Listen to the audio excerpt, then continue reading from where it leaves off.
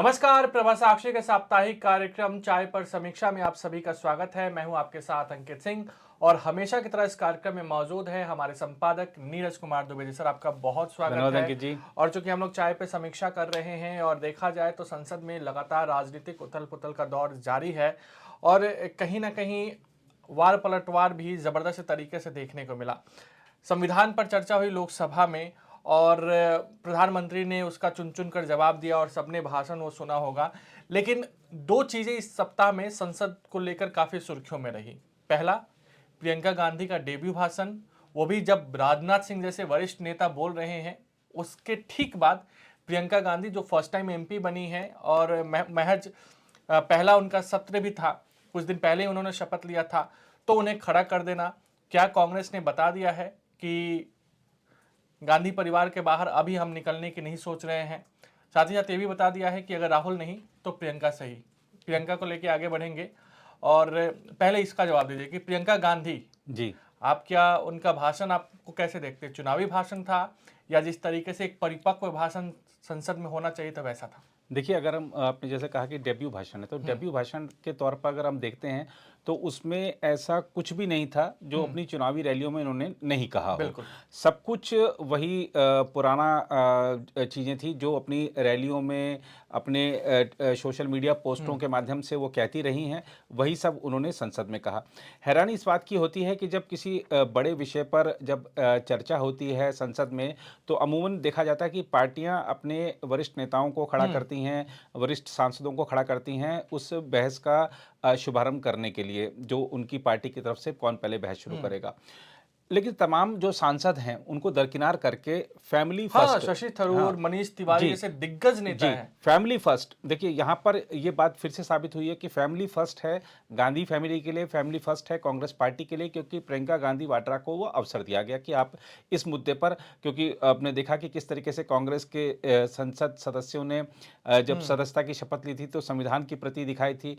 प्रियंका गांधी वाड्रा ने भी संविधान की प्रति दिखाकर शपथ ली। और अभी देखा अपने परिसर में कि किस तरीके से रोजाना जब रोजाना। प्रदर्शन हो रहा है तो संविधान की प्रति भी दिखाई जा रही है। तो ये जो चीज़ थी, इसमें दिखाया गया कि फैमिली फर्स्ट है और प्रियंका गांधी वाड्रा को अवसर दिया गया। लेकिन अगर हम देखें उस संबोधन में, मैंने जैसा आपको कहा कि ऐसा कुछ नहीं है शुरू से लेकर अंत तक, बल्कि उन्होंने उस संबोधन में कुछ गलतियां ही की हैं, अपनी हिमाचल प्रदेश की सरकार को घेरा ही है। हालांकि बाद में उन्होंने उसको, क्योंकि जब वो घिर गई तो वो उसको दूसरे तरीके से पेश करती नजर आई सोशल मीडिया पोस्ट के माध्यम से। लेकिन जो गलती होनी थी वो हो गई। और इसीलिए चाहे राहुल गांधी के संबोधनों के दौरान होने वाली गलतियां हों, चाहे प्रियंका गांधी वाड्रा के संबोधन के दौरान होने वाली गलतियां हों, दोनों का जो बौद्धिक स्तर है, इसको सोशल मीडिया पर लेकर लोग तमाम तरह की प्रतिक्रियाएं व्यक्त कर रहे हैं। और प्रियंका गांधी वाड्रा ने, अगर आप देखें, देखिए मैं किसी महिला के जो, चाहे हम उनके लुक की बात हो, चाहे अन्य बात हो, वो उनका अपना अधिकार है। उनका, उनकी जो गरिमा है, पॉस्चरिंग जिस हाँ तरीके से हुई हाँ, है। उनकी गरिमा हाँ। का हमेशा सम्मान किया जाना चाहिए। लेकिन इंदिरा गांधी जी का एक जो लुक प्रदान करने पर शायद ज़्यादा मेहनत की गई। अगर हम देखें प्रियंका गांधी वाड्रा जी को, तो संबोधन पे शायद उतनी मेहनत नहीं थी। बिल्कुल। एक छवि इंदिरा गांधी की प्रस्तुत करने का प्रयास वो किया नाक गया। पे चश्मा लगाना, जी एक साइड से साड़ी जी करना। जी जी, तो वो पूरा प्रयास था। लेकिन ऐसा कहीं कोई खास असर हुआ नहीं है। अगर हम मीडिया के जो लोग हैं, चाहे जो प्रबुद्ध लोग जो संसद की चर्चाओं को ज़्यादा देखना सुनना पसंद करते हैं, तो या सोशल मीडिया पोस्टों के माध्यम से इधर उधर पहुंचा हो, तो ऐसा कोई कहीं आम जन में चर्चा नहीं है कि प्रियंका गांधी वाड्रा की जो पहली स्पीच रही पार्लियामेंट में, उसमें उन्होंने कमाल का भाषण दे दिया हो। ऐसा कहीं कोई चर्चा नहीं है। तो ये दिखाता है कि आपने उस स्पीच के माध्यम से, आपके पास एक अवसर मिला, क्योंकि आप फैमिली फर्स्ट की नीति पर आपकी पार्टी चलती, तो आपको एक अवसर मिल गया, लेकिन आप उस अवसर का सही लाभ नहीं उठा पाई हैं। और ये जो एक चीज आपकी पार्टी के जो नेता हैं उनको ये लगा भी होगा कि जैसे आपने शशि थरूर जी का नाम लिया, मनीष तिवारी का नाम लिया, और भी कई दिग्गज हाँ। सांसद हैं, उनको भी शायद ये कहीं ना कहीं महसूस हुआ होगा कि अगर हमको मौका मिलता तो शायद हम बेहतर प्रदर्शन कर सकते थे।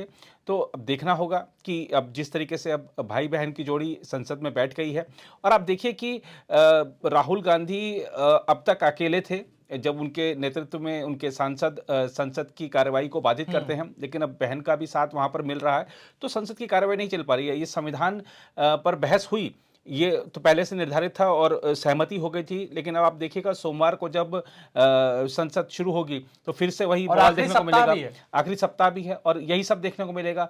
यही सब आप देखिएगा कि जब वन नेशन वन इलेक्शन का बिल आएगा पार्लियामेंट में तो उसमें तब फिर मैं हंगामा वहीं आ होगा। रहा था वैसे। जी, तो तब फिर हंगामा होगा। तो ये दर्शाता है कि एक चीज़ तय कर ली है कांग्रेस ने। हमने पिछली लोकसभा में भी ये चीज़ देखी थी कि संसद को नहीं चलने देना है। हंगामे और ये अब क्योंकि बीजेपी के पास स्पष्ट बहुमत नहीं है तो बीजेपी को अपने जो विधेयक हैं उनको पीछे लेने के लिए या उनको सेलेक्ट कमेटी को भेजने के लिए मजबूर होना पड़े, ऐसी स्थिति बना देनी है। तो मुझे लगता है कि ये जो लोग हैं और पार्लियामेंट शुरू होने से पहले कोई ना कोई अडानी का केस या कोई ना कोई कुछ ऐसा जासूसी का केस लेकर आना है जिससे कि कभी हिडेनबर्ग आ जाता है, हाँ कभी मणिपुर आ जी जाता है। जी, तो ये सब केस ऐसे इसलिए लाए जाते हैं ताकि पार्लियामेंट का जो पूरा सेशन है उस वो पूरा का पूरा बाधित हो।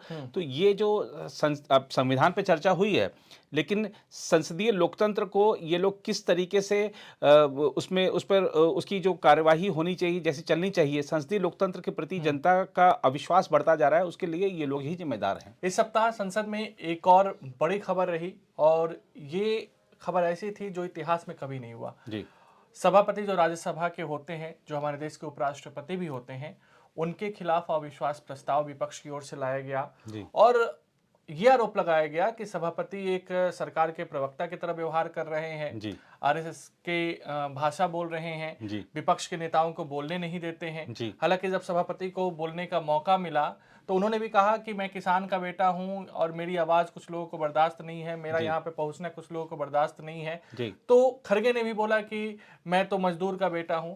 खैर, लेकिन जो उपराष्ट्रपति या सभापति के खिलाफ विपक्ष ने किया है, क्या जायज है या समय की मांग है? देखिए, आपने कहा कि ये पहली बार ऐसा हुआ है। ये ठीक है कि राज्यसभा के सभापति के खिलाफ इस तरीके का प्रस्ताव पहली बार आया, लेकिन अगर हम कांग्रेस की और उसके नेतृत्व में जो ये INDIA गठबंधन है, उसकी अगर हम देखें रणनीति को तो ये कुछ नया नहीं है।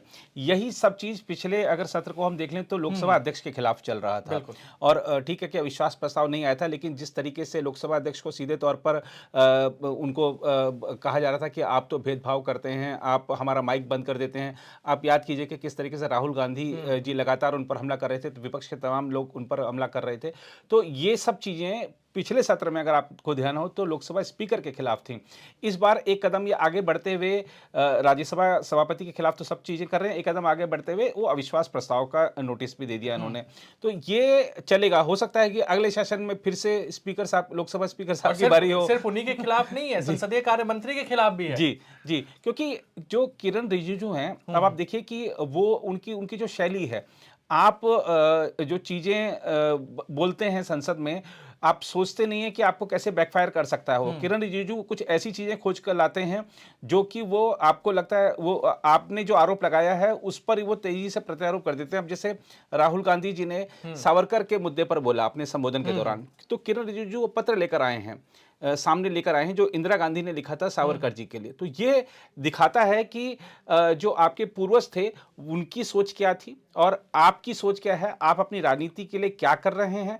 तो अगर आप बिना होमवर्क के किसी के ऊपर आरोप लगा देंगे बिना किसी आधार के, तो जवाब तो मिलेगा ही। और आप जवाब मिलता है तो आप तिलमिला जाते हैं, फिर आप विशेषाधिकार हनन का प्रस्ताव लाते हैं, कभी अविश्वास प्रस्ताव लाते हैं। तो ये सब आपका अधिकार है, लेकिन इससे एक चीज ये भी दिखती है कि जो संसदीय हमारा जो लोकतंत्र है, क्योंकि आपके पास 50-55 साल सत्ता रही है, तो आप जानते हैं कि संसद को कैसे चलाना है और कैसे नहीं चलने देना है और कैसे सिर्फ अपने उद्देश्यों के लिए उस कार्यवाही का उपयोग करना है।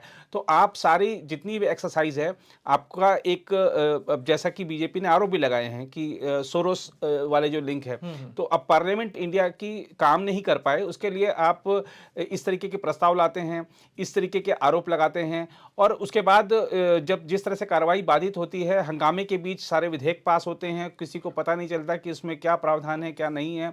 तो ये दिखाता है नहीं, कि एक सवाल तो ये है ना कि कांग्रेस ये खुलकर सामने नहीं आ रही कि नहीं हमारा कोई संबंध नहीं है सोरोस से। जी ये तो पूरी दुनिया को पता है या पूरे भारत को ये जरूर पता है कि सोरोस भारत के लिए फिलहाल अच्छा नहीं सोच रहा है। जी लेकिन जी, अगर सोरोस से किसी का हमारा आपका संबंध, तो हम लोग तो भाई तुरंत आगे कहेंगे नहीं नहीं हम तो जानते ही नहीं है। जी लेकिन कांग्रेस परिवार ने आज अभी तक तो इस सप्ताह तो नहीं कहा है कि हमारा कोई संबंध नहीं है। जी, और आपने देखिए कि कांग्रेस ने आरोप लगाया कि प्रधानमंत्री जी के कार्यालय में एक अधिकारी हैं, उनका सोलो सेलिंग है, उन्होंने साफ तुरंत कहा है, सफाई दी। सफाई दी उन्होंने कि हमारा कोई लिंक नहीं है। तो आप भी, जैसा कि अभी अंकित ने बताया, कि आपने अब तक अपना स्टैंड नहीं क्लियर किया कि हमारा कोई संबंध है या नहीं। आप अडानी मुद्दे की चर्चा करते हैं, आप तमाम उन पर आरोप लगाते हैं, लेकिन सुप्रीम कोर्ट में ये मामला गया। आप देखिए कि चाहे सेबी की बात हो, चाहे और जांच एजेंसियों की बात हो, कहीं तो ये मामला टिके। आपकी सिर्फ बात पे विश्वास क्यों किया जाए जब अदालत की निगरानी में हुई जांच समिति ने क्लीन चिट दी? और उस आप देखिए कि उस जांच समिति में कुछ बड़े नाम भी थे, नंदन नीलेकणी और भी कई तमाम ऐसे नाम थे जो उस जांच के को देख रहे थे। तो क्या आपको सब पर अविश्वास है? आपने जो कहा वही सही? तो ये इस तरीके की जो राजनीति है वो ज्यादा समय चलती नहीं है। आपने अविश्वास की बात की, तो आखिरी सवाल, क्योंकि सेशन लंबा होता दिखाई दे रहा है, लेकिन जरूरी है, क्योंकि अगर देखा जाए तो इंडिया गठबंधन की हमने बात की। इंडिया गठबंधन में क्या कांग्रेस अब अलग थलग पड़ती हुई दिखाई दे रही है? आप ममता बनर्जी का बयान सुनिए, उसके बाद उद्धव ठाकरे ने जिस तरीके से कहा, लालू यादव ने कहा, शरद पवार ने कहा, और कहीं ना कहीं आरजेडी जो भरोसेमंद सहयोगी कही जाती है, वो तो मनोज झा ने इतना तक कह दिया कि संविधान लेकर घूमने से नहीं होगा, संविधान का पालन भी करना होगा। अब उन्होंने किसके लिए बोला वो खुद समझदार हैं सभी लोग। तो कांग्रेस से आखिर उसी के घटक दल क्यों मतलब असहज महसूस कर रहे हैं इस समय? इसके ना देखिए, दो, मुझे लगता है कि दो चेहरे हैं ये, जो चाहे आरजेडी ने कहा चाहे समाजवादी पार्टी ने कहा ऐसा कि आप ममता बनर्जी को दे दीजिए। एक तो जो सामने ने भी कहा है, हाँ, शरद पवार ने भी समर्थन किया, जी। उमर अब्दुल्ला भी कहीं ना कहीं राहुल गांधी को लेकर कंफर्टेबल नहीं है। जी, और ये शायद ये जो जितने भी बयान आए ना, आप देखिए कांग्रेस ने इस पर कुछ खास रिएक्शन नहीं दिया है, क्योंकि कांग्रेस भी चाहती है कि एक बार ममता बनर्जी भी करके देख लें। अच्छा, हाँ, करके देख लें, और उनसे भी कुछ होना नहीं है, क्योंकि असल में क्या है कि जो इस गठबंधन में जिस तरीके से विपरीत विचारधारा के जो लोग हैं वो कभी एक साथ आएंगे, कभी एक साथ नहीं आएंगे, केंद्र में एक साथ होंगे, राज्यों में अलग लड़ेंगे, और सबके अपने अपने हित हैं। हर कोई ये चाहता है कि मैं उसके ऊपर पैर रखकर मैं आगे बढ़ जाऊं। तो ये सबके मन में है, ये सत्ता के लोभियों का, और जिस तरीके से प्रधानमंत्री ने कहा था कि वो अवसरवादियों का गठबंधन है ये, तो ये एक बात सही है ये। तो अब ये जो लोग, जैसा कि मैं असम के मुख्यमंत्री के बयान का एक जिक्र करना चाहूँगा, हेमंत बिस्वा शर्मा ने भी ममता बनर्जी को सलाह दी है कि आप मत करिए इस गठबंधन का नेतृत्व, क्योंकि इस गठबंधन का कुछ होने वाला नहीं है। तो वो क्योंकि कांग्रेस में रहे हैं, वो जानते हैं कि कांग्रेस क्या सोच रही है। अब ममता बनर्जी अगर इस गठबंधन का नेतृत्व करती हैं, पहली बात उनको दिल्ली आकर संभालना पड़ेगा। क्या वो बंगाल छोड़ देंगी, जबकि वहां पर चुनाव जल्दी होने वाले हैं? वो छोड़ेंगे नहीं।